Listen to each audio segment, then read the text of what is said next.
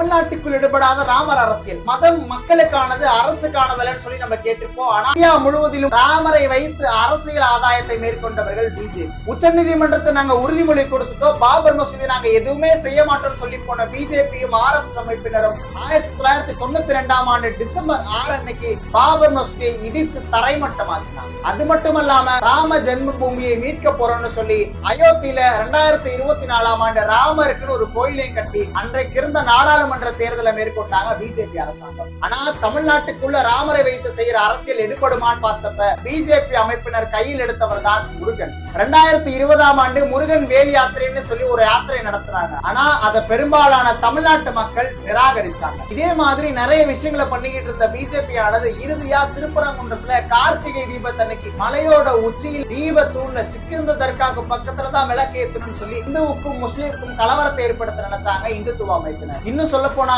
தமிழ்நாட்டு அயோத்தியா மாத்தமா விடமாட்டோம்னு சொல்லி அதாண்டா ஆரம்பமே சொல்லி பெருமையா பேசிக்கிட்டு இருக்காங்க. அவங்களுக்கு எல்லாம் ஒரு விஷயத்த சொல்லணும். தமிழ்நாட்டு மக்களுக்கு பக்திக்கும் பயங்கரவாதத்துக்கு வித்தியாசம் தெரியும்.